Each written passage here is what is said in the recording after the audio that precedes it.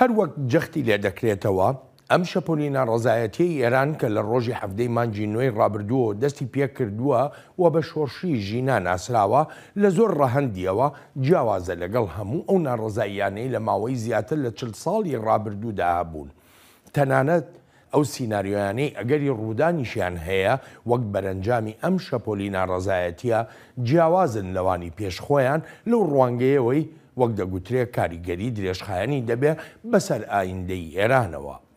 یەکێک لە خاڵە گرنگەکانی ئەم سەرهەڵدانەی گەلی ئێران دژ بە ڕژێمی وڵاتەکەیانەوەیە ئەگەر پێشتر ململانیەکانی ناو ئێران بە ململانی نێوان ڕیفۆرمخوازان و کۆنەپارێزانی ئێران ناودێر دەکرا، بەڵام ئێستا ململانەی گەلێکە لەگەڵ سیستمی سیاسی و فەرمانڕەوای ئێراندا کە کۆنەپارێزان و ڕیفۆرمخوازەکان بەشێکی دانەبراون لێی.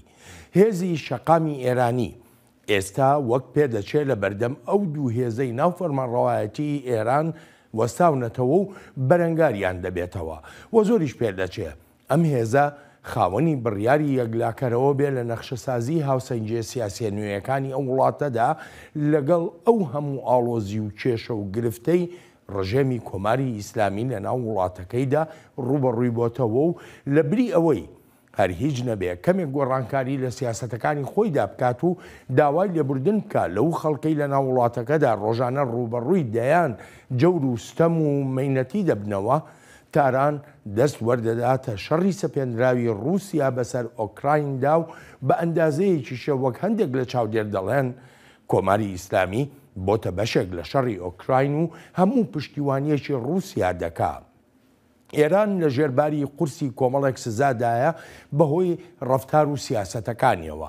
هاوکات پەیامی نوێ بە کۆمەڵگەی نێونەتەوەی دەدات و فڕۆکەی بێفڕۆکەوان دەدا بە مۆسکۆ تا لە ئۆکراین خەڵکی بێتاوان بکوژرێن و ژێرخانی سڤیلی ئەو وڵاتەش وێران بکرێ.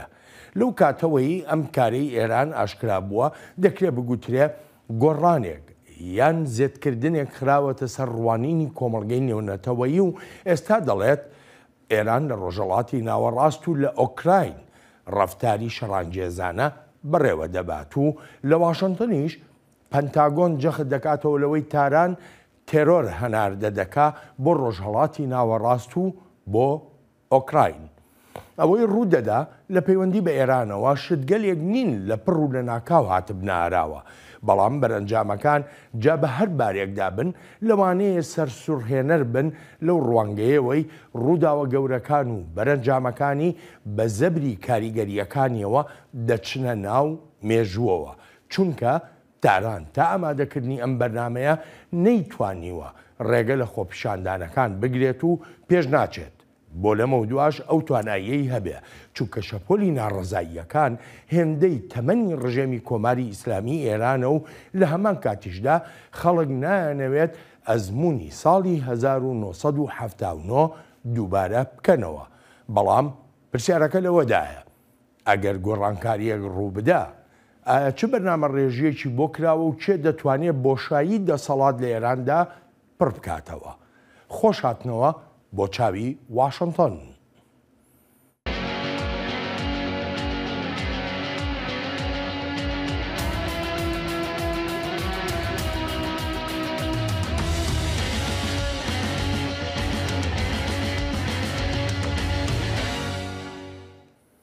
لە وەتای شۆڕشی ژینە دژ بە کۆماری ئیسلامی ئێران دەستی پێ کردووە، ئەمریکا و وڵاتانی تری ڕۆژاواش جەخت دەکەنەوە لە بەکارهێنانی میکانیزمی گونجاو بۆ پشتیوانیکردنی خۆپیشاندەرانی ئێران.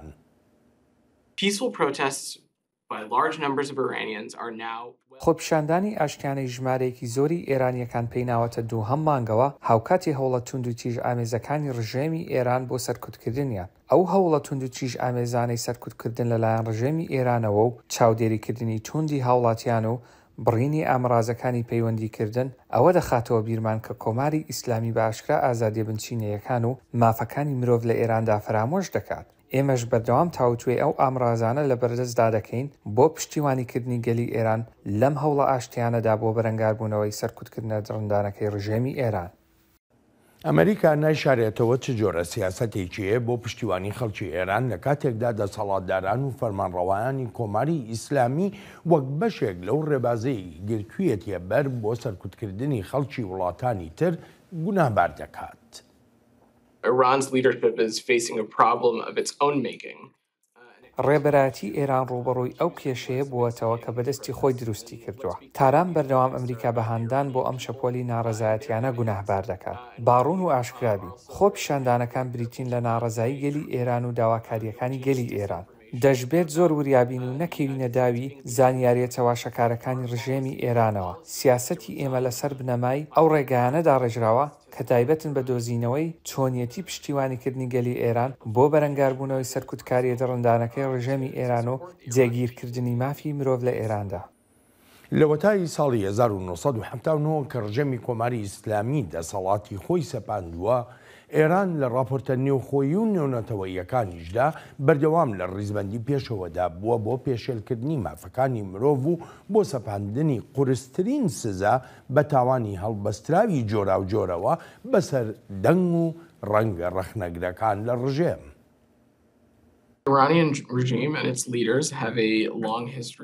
ڕژێمی ئێران و ڕێبەرەکانی مێژوویەکی دوور و درێژیان هەیە لە پێشێلکردنی مافەکانی ژنان و هەروەهاش لە پێشێلکردنی ئازادی ڕادەربڕینی ژناندا لە ڕێی هەڕەشەکردن و لە ڕێی تۆقانەوە و توندوتیژیەوە. دۆسیە ئێلناز ڕکابی باشترین نمونەی ئەو جۆرە تاکتیکانەیە کە هیچ بیان و یەک هەڵناگرن. جیهان و گەلی ئێرانیش دەبینن چ سەر و سەودایەک لەگەڵ خانەم ڕکابیدا کراوە.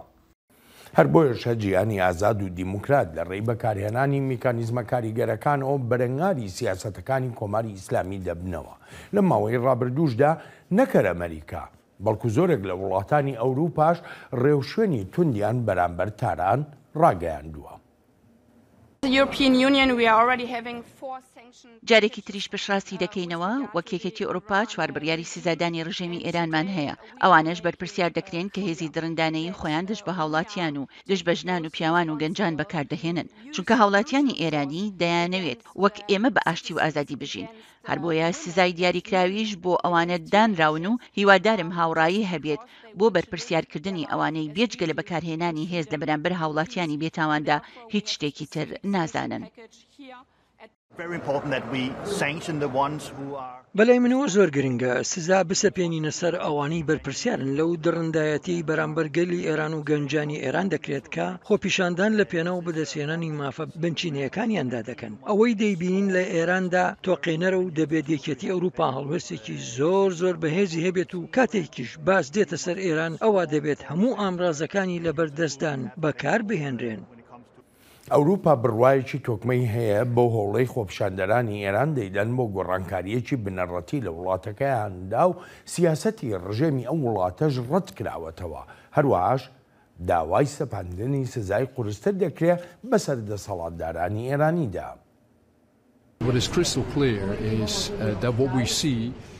بە تەواوی ڕوون و ئاشکرایە ئەوەی ڕەوایی شەڕی ژنان و پیاوانی ئازادی ئێرانە لە پێناو ئازادیدا. ئەمە شتێکە ئێمەش پشتیوانی دەکەین و دژی هەر هێرشکردنێکیشین بۆ سەرخۆپیشاندەران. جارێکی تریش داوای لێکۆڵینەوەیەکی سەربەخۆیانە دەکەمەوە، داوای سەپاندنی سزای زیاتر دەکەم بەسەر ڕژێمی ئێراندا. هەروەهاش داوای ڕاگەیاندراوێکی ڕاشکاوانەیەکێتی ئەوروپا دەکەم سەبارەت بە ڕووداوەکانی ئێران.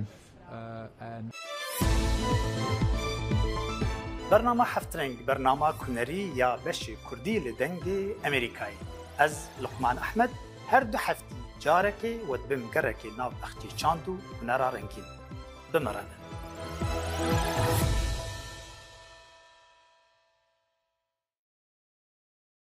هەڕەشەکانی هێزە ئاسایشیەکان و هەروەهاش سەرکردەکانی پاسدارانی شۆڕشی ئیسلامی ئێران کاریگەریشی ئەوتۆیان نەبووە بەسەر خواستی خەڵکەوە لە ئێراندا تا کۆتایی بێنن بە خۆپیشاندانەکان و هەروەهاش بە داوای ڕوخاندنی ڕژێمی دیکتاتۆری ئێران. خۆپیشاندەران هێشتاش دروشمی مەرگ بۆ دیکتاتۆر دەڵێنەوە وەک ئاماژەیەک بە ئایەتوڵڵا عەلی خامنەئی ڕابەری باڵای کۆماری ئیسلامی ئێران. دکتۆر نزار حەیدەر شیکەرەوەی کاروباری سیاسی ڕۆژهەڵاتی ناوەڕاست میوانی ئەم هەفتەیەی چاوی واشنتنە. دکتۆر نزار خاوەنی دەیان لێکۆڵینەوەی وردە لەسەر ڕۆڵی ئێران لە عێراق و لە ناوچەکەشدا و یەکێکیشە لەو دەنگانەی داوای سربەخۆیی سیاسی وڵاتانی ڕۆژهەڵاتی ناوەڕاست دەکا. دکتۆر نزار حەیدەر سەرۆکی نێوەندی میدیای عێراقیشە لە ئەمریکا. دکتۆر نزار سوپاس و پێزانینم بۆ بەشداریت لە چاوی واشنتنی ئەم هەفتەیەدا. ئەمەوێ سەرەتا ڕوانینی خۆتم پێ بڵێ گەیشتن بە ئامانجەکانی ئەم شەپۆلینا ڕەزایەتیە لە ئێراندا کە بە شۆڕشی ژینا ناسراوە چ شتێکی پێویستە؟ شكرا جزيلا كابلين، تحية طيبة لك ومساء الخير لك وللمشاهدين الكرام. يعني أولا هذه الاحتجاجات زۆر سپاست دەکەم بەڵێن سڵاو لە تۆ لە بینەرانی ئەم بەرنامەیەش. سەرەتا با بڵێم ئەم شەپۆلینا ڕەزایی لە ئێراندا هەیە ئێستا یەکەم جار نییە بە تایبەتی لە ماوەی ئەم 20 ساڵی ڕابردوودا چەندان جار ئەم جۆرە ڕووداوانە بینراون. جا بە هەر هۆکارێک بوو بێت بەڵام ئەم جارە وەک دەردەکەوێت فراوانتر و تونتریش دژی ڕژێمی کۆماری ئیسلامی ئێرانە. بێگومان هۆکاری سەرێکی ئەم سەرهەڵدانی ئێستای ئێران کوژانی ژینە ئەمینیە و ڕایگشتی ئێرانیەکانی وروژان و وەک دەبینین ئەم شەپۆلینا ڕەزایەتیە تا ئێستاش بەردەوامە. لەو بڕوایەدام ئێرانیەکان پێویستیان بەوە نییە لە دەرەوەی سنوورەکانەوە دەستی یارمەتیان بۆ درێژ بکرێت لەبەر دوو هۆکار. یەکەمیان ئەوەیە گەلی ئێران بڕوا و متمانەیەکی ئەو تۆی نییە بەهێزە نێودەوڵەتیەکان چونکە لە ساڵی 1970دا شکستیان بە هیواکانی ئێرانیەکان هێنا و پێشەوەش لە ساڵی 1953دا کاتێک پشتیان کردە دکتۆر موسەدەق سەرک وەزیرێکی ئەو کاتە و بەسەرهاتەکانی زانراون. هەر بۆیە دەڵێم گەلی ئێران بڕوایەکی ئەو تۆی بەهێزە نێودەوڵەتیەکان نییە. خاڵی دووەمیش ئەوەیە ئێرانیەکان هێچگاری هەستیارن لە بەرامبەر چەمکی هاوڵاتی بوون و چەمکی نیشتیمانیش. هەر بۆیە بەردەوام دەیانەوێت مافەکانی خۆیان لە ڕژێمی سیاسەتی وڵاتەکە و لە هەر ڕژێمێکی تری سیاسی فەرمانڕەوا لە تەران بسەنن لە ڕێی خواستی نیشتیمانیانی خۆیانەوە لە ڕێی جموجۆڵی نیشتیمانی و جەماوەریەکەی خۆیانەوە بەبێ ئەوەی پشت ببەستن بە هیچ هێزێکی دەرەکی. الاعتماد على أي قوة خارجية. بەڵام دکتۆر نزار لە ڕۆژهەڵاتی ناوەڕاستدا چ وڵاتێکەیە گۆڕانکاریتیان ڕوودا بێ بەبێ ئەوەی دەستی دەرەکی یارمەتی دەربوو بێ؟ عێراق بۆ نمونە. طبعا هي هاي المشكلة، هي هذه مشكلة الشرق الأوسط، أن التغييرات دائما تحصل من خارج الحدود من جانب جا ئەمە کێشەکەی و ئەمەش کێشەی ڕۆژهەڵاتی ناوەڕاستە و هەمیشە گۆڕانکاریەکان لەو دی و سنوورەکانەوە دێن و بەداخیشەوە گۆڕانکاریەکان بە پێچەوانەی خواستی گەلانەوە دەبێت وەک بارێکی باو ئەو گۆڕانکاریانی لە ڕۆژهەڵاتی ناوەڕاستدا دێنە ئاراوە بە پێی بەرژەوەندەکانی گەلی ناوچەکە نین وەک ئەوەی ئاماژەت پێکرد ئەوەی لە ساڵی 2003دا لە عێراق ڕوویدا هیواکەوە هابوو گۆڕانکاریەکە سیستمێکی دیموکراتی بەرهەم بهێنێت و بە ئاڕاستەی گەشەکردن و بەرهێنان پەرەسەندن و پێشکەوتندا بڕوات. بەڵام لەم 20 ساڵی ڕابردوودا دەبینین کە عێراق بە خراپترین ڕەوشیدا تێپەڕ دەبێت. هەر بۆیە گەلی ئێران و تەنانەت زوربەی گەلانی ناوچەکە بڕوایکی ئەو تۆیان بەهێزە نێونەتەوەیەکان نییە کاتێک بڕیار دەدات یان سوور دەبێت لەسەر گۆڕانکاریەک. لەو بڕوایەدام ڕەوشی ئێران جیاوازە لەگەڵ ڕەوشی عێراق و وڵاتانی تریشدا چونکە گەلی ئێران گەلێکی زیندوترە بە بەراورد لەگەڵ گەلانی دیکەی ناوچەکەدا. کاتێک لە ساڵی 1970دا شۆڕشی خۆی کرد سەرکەوتنیشی بەدەستێنا وێرای ئەو هەموو هەڵوێستە نێرێنیانەی لە هێزە نێودەوڵەتیەکانەوە دەردەکەوتن و بە دیاریکراویش لەلایەن ئەمریکا و بەریتانیاوە. لەبەر ئەوە دەڵێم هەر چاکسازێکی گەلی ئێران چاوەڕوانێتی لە ڕێی خواستی نیشتیمانیەوە بێتە ئاراوە نەک لە ڕێی خواستی دەرەکیەوە چونکە ئەزمموی گەلان لەگەڵ خواستە دەرەکیەکاندا زۆر بەداخەوە دەڵێم نەرێنی بوون. تجارب الشعوب مع الإرادة الخارجية عادة ما كانت سلبية للأسف الشديد. بەڵام یەکێ لە کێشەکان کە لە ئێستادا بەتایبەتی لەم دۆسەی ئێراندا هەیە ئەوەیە ئەم شۆڕشەی ژینە سەرکردایەتێکی نییە بێژگە لەوە بەرنامەیەکی سیاسیش نییە کە نای لێ بنین بەرنمەیەکی ڕوون و ئاشکرایە بۆ ئایندەی ئێران. بەڕای تۆ کێ دەبێتە ئەڵتەرناتیڤی ئەم ڕژێمە؟ يعني أولا حقيقة في البداية أستاذ بلين أنا لا أتصور أن هذا النظام سيسقط لأسباب عديدة. سەرەتا بەڵێن لە ڕاستیدا لەو بڕوایەدانیم ئەم ڕژێمە بڕوخێت لەبەر چەند هۆکارێک کە لەوانەیە لێرە جێی باسکردنیان نەبێت لە هەمان کاتیشدا ئەوەی باست کرد 100% ڕاستە و یەکێکیشە لە کێشەکانی ناو شۆڕشەکان و ڕاپەڕینەکان و ناڕزایەتیەکان لە وڵاتەکانی ئێمەدا کە زۆر بەداخەوە ئامانجەکان نادیارن و سەرکردایەتیان نییە و ئەو ئەنجامانەش نابینیت کە شۆڕشەکان و ڕاپەڕینەکان دەیانەوێت بەدەستیان بهێنن. دەشێت ئەنجامەکان هاوشێوەی بەرەنجامی خۆپیشاندانەکانی ساڵی 2019 و 19 عێراق بن کە ناڕزایی دەربڕینێکی زۆر مەزن بوون و بەرفراوانیش بوون بە ئەندازەیەک هەموو توێژەکانی کۆمەڵگەی عێراقی بەشدار بوون تێکدا، بەڵام وەک بینیمان بۆ 2 ساڵ بەردەوام بوو بەبێ ئەوەی بتوانێت سەرکردایەتێک بێنێتە ئاراوە و هەروەهاش وەک دەگوترێت بەرنمەیەکی کاری بۆ خۆی بەرهەم نەهێنا. بۆ مانایی ئایا ئەو شەپۆلی ناڕزایەتیە چی دەویست و چی دەخواست، چ بەرنمەیەکی کارمان نیشان بدات. کەس نەیدەزانی تەنانەت ڕێبەرانی خۆجێی خۆپیشاندەرانی تشرین بۆ خۆشیان نەیان دەزانی چیان دەوێت، تەنانەت دروشمەکانیشیاندا جیاواز بوون، هەندێکیان داوای ڕوخاندنی ڕژێمێکیان دەکرد و هەندێکی دیکەیان داوای گۆڕینی دەستوری عێراقیان دەکرد و هەندێکیشان داوای خزمەتگوزاری بنچینەکانیان دەکرد و چەندان داوای دیکەش. هەر بۆیەشە وەک بینیمان خۆپیشاندانەکان کۆتاییان پێهات بەبێ ئەوەی گۆڕانکاریی ڕاستەقینە بێتە ئاراوە لە ڕەوشە سیاسیەکەدا. ئێستاش لە کۆماری ئیسلامی ئێراندا پێم وایە هەمان ڕەوش هەیە. 7 یان 8 هەفتەیە خۆپیشاندانەکان بەردەوامن و تا ئێستاکەش هیچ سەرکردایەتیەک نییە بۆ ئەم شەپۆلی ناڕزایەتیە و هەروەها ئامانجەکانیش زۆر ئاشکرانین و دروشمەکانیش زۆر ئاشکرانین. هەندێکیان داوای ڕوخاندنی دیکتاتۆریەت دەکەن، هەندێکیان داوای ئازادی بۆ ژنان دەکەن، هەندێکیان داوای ڕوخاندنی تەواوی سیستمی فەرمانڕەوایەتی دەکەن. ئەمانش هەمان ئامانجی جیاوازن لە یەکتری، یان دەتوانین بە ئامانجی دوور لە یەکتر ناودێریان بکەین کە هیچیان لە یەک ناچن. وەک پێشتریش باسم کرد، ئەمە یەکێکە لە جیاوازەکانی ئەو شۆڕش و سەرهەڵدان و یاخیبوونانەی لە ناوچەکەماندا هەیە. خاڵێکی دیکەش ئەوەیە ئەم شۆڕشەی ئێستا جیاوازە لە شۆڕشەکەی ساڵی 1970 چونکە سەرکردایەتی و ئامانجەکانی ئاشکرا بوون و بەرنمەیەکیشی هەبوو، ئەنجامەکەیشی دیار بوو وەک بینیمان. كانت القيادة واضحة، الأهداف والشعارات واضحة، والنتائج كذلك كانت واضحة وملموسة. بەڵێ دکتۆر نزار، من دەگەڕێمەوە بۆلات.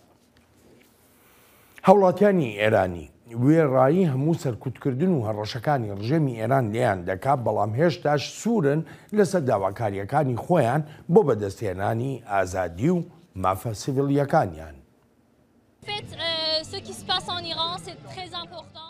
ئەوەی لە ئێران ڕوودەدا زۆر گرنگە. دەمانەوێ وڵاتی خۆمان بگرینە دەست، ئازادیمان دەوێ، ئازادی بۆ ژنان و پیاوان و هەموو کەسێک. دەمانەوێت لەم شۆڕشەماندا سەرکەوین و چی دیکە ڕژیمی کۆماری ئیسلامیمان ناوێ.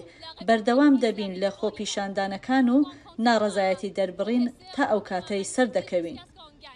هاوشێوەی خۆپیشاندانە سەرتاسەریەکانی ساڵی 1970 هەوڵاتیانی ئێرانی لە دەرەوە وەک پەڵپشتیەک بۆ خۆپیشاندەرانی ناو ئێران دەستیان کردووە بە ڕێپێوان و فشار خستنە سەر حکوومەتەکانی ئەو وڵاتانەی تیایدان تا هەڵوێستی تونتریان هەبێ بەرامبەر ڕژێمی ئێران. گرنگترین شتێکی لە حکوومەتی ئەمریکا و لە سێناتۆرەکانمان دەبێت ئەوەیە بزانن کە پێوەستە وەتوێژ و دانوستاندن لەگەڵ ڕژێمی ئێراندا ڕابگرن وەک وێتۆژەکانی ڕێکەوتنی ناوکی و هەموو ئەو بابەتانەی پەیوەندیان هەیە پێوەی. هەموو دانوستاندنێک لەگەڵ ئێراندا ڕابگیردێت. دەبێت ڕژێمی ئێران بڕوات و ئێمەش دەمانەوێت پشتیوانی حکوومەتی ئەمریکا بەدەست بێنین. داوا لە ئەوروپیەکان و داوا لە یەکێتی ئەوروپاش دەکەین هەڵوێستی تونتریان هەبێت لە بەرامبەر ڕژێمی ئێراندا تا داواکانی گەلی ئێران بەجێ بگەێنێت. گەل داوای گۆڕینی ڕژێمی ئێران دەکات. پێمان وایە دەبێت ئەم ڕژێمە بڕوات چونکە گەل داوای ڕۆشتنی ئاخوندەکان دەکات. ئێمەش داوا لە یەکێتی ئەوروپا دەکەین سنگ بخاتە سەر ڕەوشی مافەکانی مرۆڤ، بەتایبەتیش کۆمەڵکوژی ناو زیندانەکان. دەنگی ئەمریکا سەرچاوەی متمانە پێکراوی هەواڵ و زانیاری.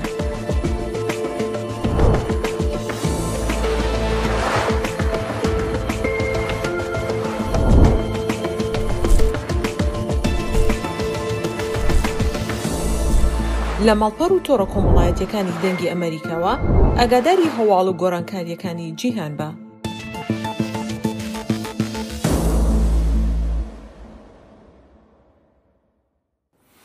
دکتۆر نزار، لە وەڵامەکانی پێشودا ئاماژەت بە دوو خاڵ کرد. یەکەمیان ئەوەی کە هەر گۆڕانکاریە لە ناو ئێراندا ڕوو بدا ئەرچی گەلانی ئێرانە، ئەرجی خۆپیشاندەرانی ئێرانە و بە دووریش نازانرێت بەپێی ئەو داوانەی کە دەیکەن. خاڵی دووەم ئەوە بوو کە دەڵی لەو بڕواایەدانی ئەم ڕژەمەی کۆماری ئیسلامی ئێران لە ئێستادا بڕوخێری هیچ نەبێ بۆ نەڕوخێت ئەگەر بمێنێتەوە هیچ شتێک دەگۆڕێت لەو واقعی کە ئێرانیەکانی تیادان.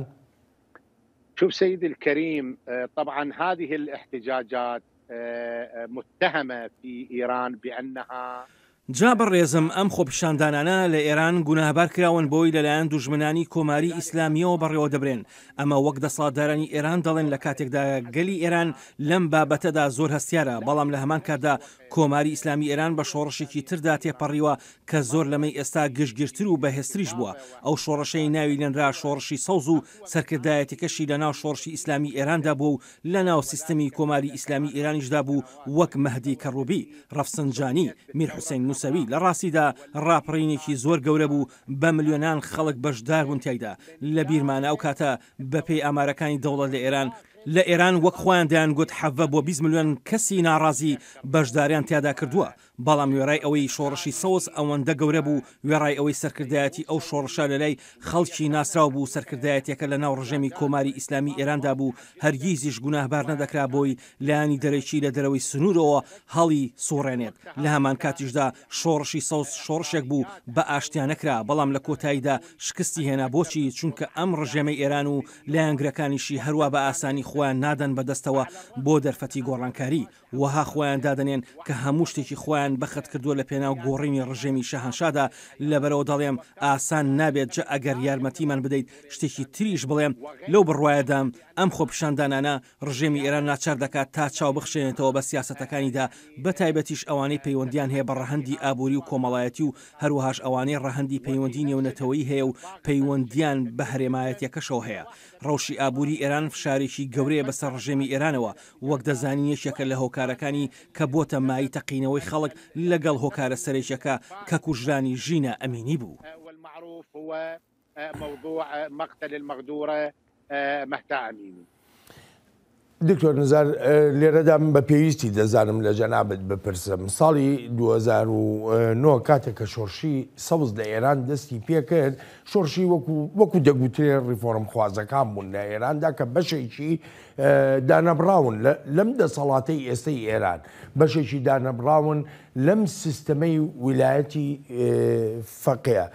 بۆچی ئەمە بە جیاوازیەکی گەورە نەبینین کە ئەم جارە ململانیەکە لە نێوان گەلی ئێران و دەسەڵاتی ئێرانیدایە بە ڕیفۆرم خوازەکان و بە کۆنە پارێزانی ئێرانیشەوە.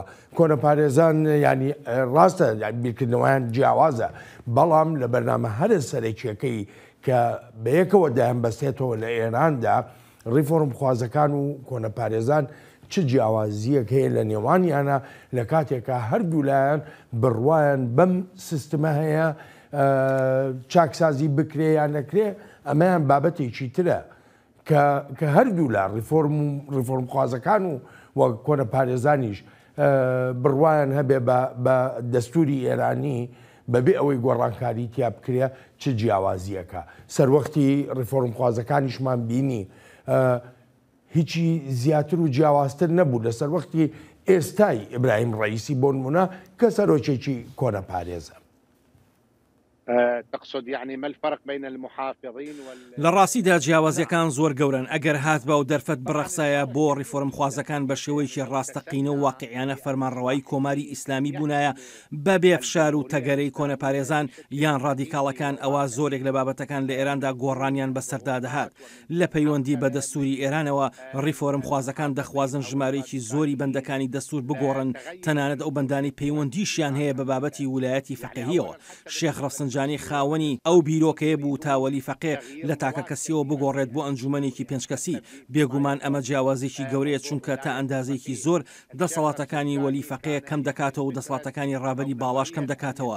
خاڵی دووەمیش ئەوەیە ڕیفۆرم خوازەکان بیرۆکەی کرانەوەیان هەبوو لەگەڵ کۆمەڵگەی نێونەتەوەییدا و دەشگەڕان بە شوێن چارەسەرکردنی هەموو قەیرانەکاندا. جا ئایا لەگەڵ وڵاتانی ناوچەکەدا بووە یان لەگەڵ وڵاتانی کۆمەڵگەی نێونەتەوەییدا بووە؟ ئەگەر ڕیفۆرم خوازەکان سەرکەوتوو بوونە لەو ئاما ئامانجانەیاندا ئەوە ئێستا ئێران بەم شێوەیە لە پەراوێزدا نەدەبوو، گەماروی لەسەر نەدەبوو، لە دەرەوەی کۆمەڵگەی نێونەتەوەیدا نەدەبوو، تەنانەت لە هەرێمەکەشدا لە ناو وڵاتانی ناوچەکەشدا ئاوەها بێزار نەدەبوو. لە بیرمانە و کاتێ ڕەفسنجانی سەرۆکایەتی ئێرانی دەکرد یەکەم سەردانی کرد بۆ دەرەوە، سەردانی شانشینی عەربستانی سعودیە بوو، لەوێش جەختی کردەوە لەوەی لاپەڕی ناکۆچەکان دادەخات لەگە سعودیەکاندا.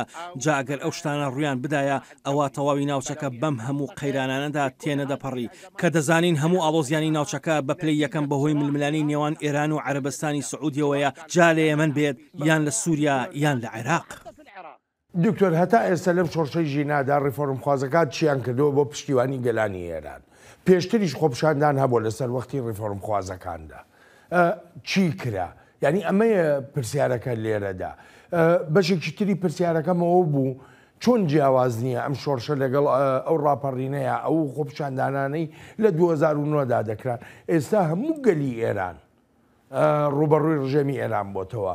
ئەوسا ناکۆچی نێوان ڕیفۆرمخوازان و کۆنە پارێزانی ئێران بوو.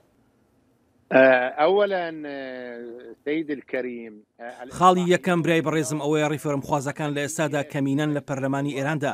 سەرکردایەتەکانی ڕیفۆرمخوازەکان هەر هەمویان بەوانەشەوە کە مردوون یان ئەوانەی لە زینداندان یان ئەوانەشی لە ماڵەکانی خۆیاندا ناچار کراون بمێننەوە تا دەگاتە دواترینیان کە بەڕێز فائیزە ڕەفسنجانیە و دەزگیر کراوە لەسەر ئەوەی پشتیوانی دەربڕیەوە بۆ ئەم خۆپشاندانانە. زۆر کەسی دیکە وەک زانە ئاینیەکان پشتیوانی خۆیان بۆ ئەم شەپۆلی ناڕەزایەتە دەربڕیوە. من بۆ خۆم لەم چەند هەفتەی ڕابردوودا گوێبیستی زۆرێک لە وتارەکانی ئەو ڕێبەرە ئاینیانە بووم و هاوسۆزی و پشتیوانیان تیادا بوو بۆ خۆپشاندەران و داوایان لە ڕژێمی ئێران کردووە تا هەر هیچ نەبێ زەمینەی ئازادیەکان کەمێک فراوانتر بکات و سەرکوتکردنەکان و ئەو دەست لە قوڕگنانانەی گەلی ئێران کەم بکاتەوە. لەلایەکی دیکەشەوە ڕیفۆرمخوازەکانی ئێران تەنانەت لەو کاتانەشدا کە لە دەسەڵاتدا بوون وهایان دەزانی دەتوانن گۆڕانکاری لە سیستەمی سیاسی کۆماری ئیسلامی ئێراندا بکەن، تەنانەت ئەگەر وەلی فەقێ یان ڕابری باڵاش هەبێت، بەڵام لە کۆتاییدا شکستیان هێنا و دڵنیا بوون لەوەی گۆڕانکاری ناکرێت ئەگەر بێت و ویلایەتی فەقێ بەدەست یەک کەسەوە بێت. هەر بۆیە زیاتر لە 10 ساڵە ڕیفۆرمخوازەکان دروشمی گۆڕانی ویلایەتی فەقییان بەرز کردوتەوە لە دەستوردا و لەبری ئەوەی کەسێک هەموو دەسەڵاتەکانی لەدەستدا بێت و فەرمانی هەموو دامەزراوەکانی دەوڵەتی لەدەستدا بێت باشتە بگۆڕێت بۆ ئەنجومەنێک. ئەمەش دەستکەوتێکی گرنگە ئەگەر جێبەجێ بکرێت. ئێستاش ئەم هەوڵە هەیە، بەڵام پرسی ئەوەی دەتوانن یان ناتوانن ئەوە بابەتێکی دیکەیە. ئەو هێزە سیاسیانەی لە ناو سیستمی ئێراندا وەها بیری لێ دەکەنەوە کە مەبەست لە گۆڕانکاری واتە چاکسازی لە ناو سیستەمەکەدا نەک ڕووخاندنی ڕژێمەکە. هەر بۆیە وەک پێشتر باسم کرد لەو بڕوایەدانیم ئەم شەپۆلی ناڕەزایەتیە نابێتە مای ڕووخاندنی ڕژێمی ئێران چونکە زۆر قورسە. بەڵێ دکتۆر نزار من دەگەڕێمەوە بۆلات. ئەمریکا و وڵاتانی تریژ نیگەرانیەکی زۆریان هەیە لەو جمو جۆڵەشە ڕانگێزیانی ئێران دەیانکە نەکرد لە ڕۆژهەڵاتی ناوەڕاستدا، بەڵکو دەرەوەی سنوورەکانی ئەو ناوچەی جیهانیش. لە ماوەی ڕابردوودا هێرشە بەرفراوانەکانی مۆسکۆمان بینی بۆ سەر ژێرخانی سیڤیلی لە ئۆکراین. زۆربەی ئەو هێرشانە بە فڕۆکەی بێفڕۆکەوانی ئێران کراون. ئامانجی ئەو هێرشانە ئەوەیە گەلی ئۆکراین دووچاری مەینەتی بکات. واشنگتن هاوپەیمانە استراتیژی و سەرەکیەکانی خۆی لە ڕۆژهەڵاتی ناوەڕاست و لە جیهانیشدا دڵنیا دەکاتەوە لەوەی ئەمریکا بەردەوام پشتیوانیانە لە بەرەنگاربوونەوەی جمو جۆڵە شەرخوازیەکانی ئێراندا. ئێمە پاڵپشتی یەکترین گژ بەو کارە ترسناکانەی ئێران لە ناوچەکەدا دەیانکات بۆ نانەوەی ناسەقام گیری و هەروەهاش بۆ پشتیوانی تیرۆریزم. تەنانەت وەک ئاماژەشت پێکرد لە دەرەوەی سنوورەکانی ناوچەکەش پێدانی فڕۆکەی بێفڕۆکەوان بە ڕووسیا تا بتوانێت شەڕانگێزی زیاتر بسەپێنە بەسەر ئۆکراین و گەلی ئۆکراینیشدا. بەرەنجامێکی زۆر خراپی دەبێت لەسەر ئۆکراین و ئێمەش سوورین لەسەر هەڵوێستی خۆمان بۆ دژایەتیکردنی. پێدانی ئەو فڕۆکە بێفڕۆکەوانانە بە رووسیا وەک کۆشی سپی دەڵێت دەشێت بەشێک بێت لە سەودایەک بۆ سوودوەرگرتن لە ئەزموونی سەرکوتکردنەکان لە رووسیادا.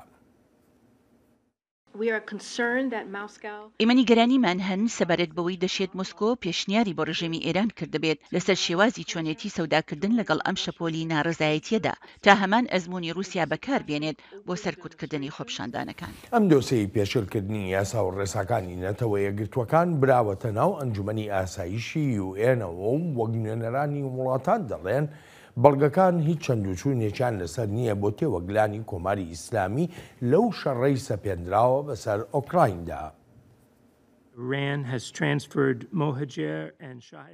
ژمارەیەک فڕۆکەی بێفڕۆکەوانی جۆری ئێران مهاجر و شاهیدی ناردووە بۆ رووسیا ئەو فڕۆکە دروستکراوانەی ئێران لە چەندان هێرشدا بەسەر ئۆکرانیا بەکارهاتوون لەوانە ئەو هێرشەی ڕۆژی دەی مانگی دە کردیانە سەر خەڵکی سڤیل و ژێرخانی سڤیلی. پارچەکانی ئەو فڕۆکانە کە لە ئۆکراین هەڵگیراونەتەوە نوێنە و دیمەنە ڤیدیۆکانیش نیشانی دەدەن ئەو فڕۆکە ئێرانیانە بەکارهاتوون. دەبێت UN لێکۆڵینەوەی خۆی بکات لەسەرەوەی ئایا هیچ بڕیارێکی ئەنجومەنی ئاسایش پێشێلکراوەیان نا. ناشبێت ڕێگە بدەین رووسیا وڵاتانی تریش تەگەرە بخەنە بەردەم یان هەڕەشە بکەن لە UN و لەوەی ئەرک و بەرپرسیارەتی خۆی بەجێ بگەێنێت. لە ئێستادا بەڵگە و بەڵگەنامەی تۆکمە هەن لەسەر بەکارهێنانی درۆنی ئێرانی لەلایەن هێزە چەکدارەکانی رووسیاوە، بە تایبەتیش کە بە شێوەی شەلم کوێرم ناپارێزم بۆ دومانی ژێرخانی سیڤیلیانەی ئۆکراین کراوە. پێدانی ئەو فڕۆکانە لەلایەن ئێرانەوە بە رووسیا پێشێلکردنی بڕیاری 2231ەکە وەک لە بەیاننامە هاوبەشەکەماندا لەگەڵ ئەڵمانیا و بەریتانیا بۆ ئەندامانی ئەنجومەنی ئاسایش ڕامانگەیاند. یەکێتی ئەوروپا سزای سەپاندۆتە سەر ئەوانەی بەشداریان هەیە لە دروستکردن و ناردنی ئەو درۆنانەدا. وڵاتانی ناوچەکەش زۆرێک لە ڕفتار و جموجۆڵەکانی ئێران لە ناوخۆ و لە دەرەوەژ نیگەرانن و ئیسرائیل کە بە وردی چاودێری گەورە و درشتی دەسەڵاتدارانی ئێران دەکا زانیاری زۆری لەو بارەیەوە لەلا هەیە.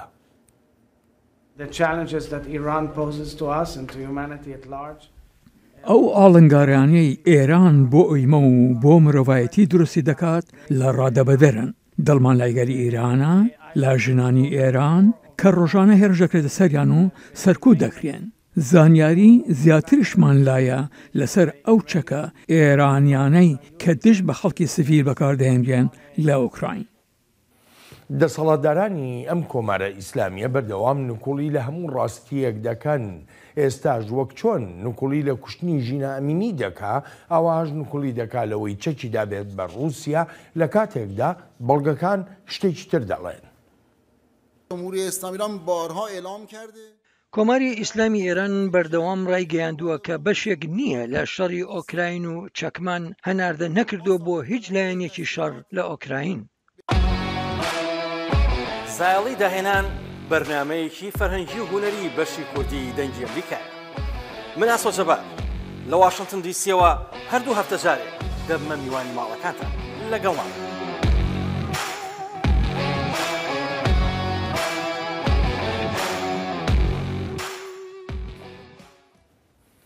دکتۆر نزار ئەلبەتە لەسەر ئاستی کۆمەڵگەی نێونەتەوەیی ناڕزاییەکی زۆر هەیە بەرامبەر بە ئێران لەبەرەوەی درۆنەکانی داوە بە رووسیا و رووسیا ژێرخانی سڤیلی و خەڵکی سڤیل لە ئوکراین دەکوژە. ئەکری ئێمە ئەمە وەها دابنین کە ئێستا ئێران بوو بە بەشێک لە شەڕی ئۆکراین. يعني أولا الجمهورية الإسلامية في إيران طبعا تنكر أنها تبعث أي نوع من الأسلحة. ڕژێمی کۆماری ئیسلامی ئێران کۆڵی دەکات لەوەی هیچ جۆرە چەکێکی ناردبێت بۆ رووسیا واتە لایەنێکی شەڕکەرەکە وەک ئەوەی ئێستا لە وتەبێژی وەزارەتی دەرەوەی ئێران گوێمان لێبوو. بەڵام لە هەمان کادا زانیاری هەواڵگیریەکانی وڵاتانی ڕۆژاوا ئەمریکا و ئەوروپایەکان دەڵێن ئێران فڕۆکەی بێفڕۆکەوانی داوە بە رووسیا. پێم وایە بەشداری ئێرانیەکان لەم شەڕەدا لە پێناو بەرژەوەندی رووسیا نیشاندانی هەڵوێستێکی سیاسی زیاترە وەک لەوەی هەڵوێستێکی ڕاستەقینەی لەشکریانە بێت. هەڵبەتە ئەمەش لە بەردوو هۆکار یەکەمیان وەک دەزانین هاوپەیمانێتیەک هەیە لە نێوان رووسیا و ئێراندا تارانیش هەوڵی پاراستنی ئەو هاوپەیمانێتیە دەدات لە ڕێ ئەو جۆرە بەشداریەوە تەنانەت ئەگەر بچووک و سمبۆلیش بێت ئێران هەردەی کات و دەشزانێت کە هاوکێشەی ئەم شەڕە ناگۆڕێت. لەلایەکی دیکەشەوە ئێران وەها دەزانێت دەرفەتێکی دەستکەوتووە بۆ بەشداریکردن لە شەڕێکدا دژ بە ڕۆژئاوا بۆ پێی گوای ڕۆژاوا لە شەڕدایە لەگەڵ تاراندا و سزای قورس و فرەلایەن دەسەپێنێتە سەر کۆماری ئیسلامی و لە زەمین و ئاسمان و دەریاشەوە گەماروی ئێران درراوە. هەر بۆیە وەک دەرفەتێک لێ دەڕوانێت وەک دەڵێن سەلماندنی خود بەڵام لە ڕاستیدا ئەگەر وەک بەشێک لە هاوکێشەی شەڕ و توانایی شەڕ سەیری بکرێت پێم وانێ ئەو بەشداری ئێران کاریگەریشی ئەو تۆی هەبێت. ڕەهەندەکانی ئەم جۆرە یارمەتیانە چۆن دەبن بەسەر ئێرانەوە ینی پێدوانیە لەگەڵ ئەو هەموو تووڕەیەی کە لە کۆمەڵگەی نێونەتەوەییدا هەیە ڕەهەندی زۆر خراپ سەپێنرێ بەسەر ئێراندا. يعني أولا الغضب الغربي ضد طهران هو ليس بالأمر تووڕێی ڕۆژاوا لە ئێران شتێکی نوێ نییە. هەموو جارێک دۆسەیەکەیە دژ بە کۆماری ئیسلامی ئێران بجوڵێنرێت و ئەو تووڕێی و ناڕەزایەتیانەی لێ دەکەونەوە. بێگومان کاردانەوە دەبێت و زۆربەی جاریش کاردانەوەکان بریتین لە سەپاندنی سزای زیاتر بەسەر ئێراندا وەک ئەوەی لە دۆسەی پشتیوانیکردنی ئێراندا بینیمان بۆ حوسیەکانی یەمەن یان لە پاڵپشتیکردنی ئێران بینیمان بۆ ڕژێمی سووریا یان ئەوەی دەیبینین لە دۆسەی دەستێوەردانەکانی ئێران لە عێراقدا لە ڕێ ڕێکخراوەکان و میلیشیاکانی سربەتارانەوە زۆر دۆسەی دیکەش لەو بڕوایەدام ئەو تووڕێی ڕۆژاوا لە ئێران بەهۆی ئەو دۆسەی درۆنانەوە دەبێتە مایەی سەپاندنی سزای زیاتر و دانانی مەرجی زیاتریش بەسەر ئێرانەوە لەلایەن ڕۆژئاوا و بەگشتی و ئەمریکا بە تایبەتی لە پەیوەندی بە دانوستانەکان و ڕێککەوتنە ناوەکیەکانەوە. جا دەشێت ئەمە زۆرترین شتێک بێت ڕۆژئاوا بیکات دژ بە ئێران بەهۆی ئەو پشتیوانی لەشکریانەی تاران بۆ رووسیا. دکتۆر نزار دەگەڕێمەوە وڵات بۆ دوا بەشی بەرنامەکەمان. دۆسەی بەرنامە ناوچێ مشتمڕ لەسەرەکەی ئێران بابەتێکی تری گرنگ و هەستیارە لەسەر ئاستی کۆمەڵگەی نێونەتەوەیی. پێشتر دەگوترا ڕێکەوتن لەسەر ئەم دۆسەیە نزیکە، بەڵام لەگەڵ ئەم ڕەوشەی ئێستای ئێراندا پێدەچێ ئەگەری ڕێکەوتنی ناوچی ئەگەرێکی دوور بێ ئەمە ئەگەر ڕێکەوتن بکرێت. پێشتریش وتومانە لە پەیوەندی بە ڕێکەوتنە ناوچیەکەوە دوو بابەت هەن. یەکەمیان ڕێکەوتن بەم زوانە ناکرێت چونکە ئێرانیەکان بابەتی تر دەخەنە ناو وتوێژەکانەوە. جا تا ئەو کارە بکەن ئەوە شیانی مۆڵکردنی چارەسەری ڕێکەوتن نییە. دووهەمیشیان ئێمە بەردەوام بڕوامان بەوەیە دیبلۆماتیانە بۆ ئەو ئالەنگیریەی بەرنامە ناوچەکەی ئێران باشترین ڕێگەیە بۆ بەرەو پێشچوو. هەر چۆنێک بێ ئەوروپاییەکانی ژەوڕی خۆیان هەردەدەن بۆ گەیشتن بە ڕێکەوتن و وەک دەڵێن تۆپەکە لە مەیدانی ئێراندایە و کەوتۆتە سەر تاران چ بڕیارێک دەدا.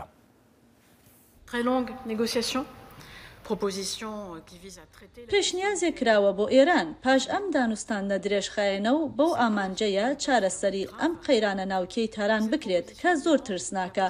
هێشتا ئێرانیەکان ئەم پێشنیازەیان پەسەند نەکردووە، هەرچەندە پێمان ڕاگەیاندون باشترین بژاردەی بەردەمیانە. جا ئیتر کەوتوەتە سەر ئێران بڕیاری خۆی بدا ئەگەر بتوانێت.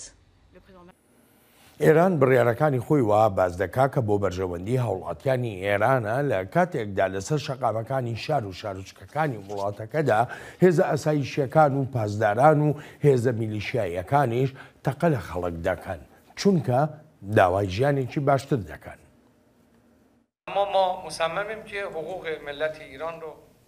ئێمە پێداگیری دەکەین لەسەر بەدەستهێنانی مافەکانی گەلی ئێران. کۆماری ئێسلامی ئێران دەیەوێت سزەکان هەڵبگێریان و لە هەمان کاتیژە دەبێت لەبەردنی سزەکان بخرێتە کارنامەوە.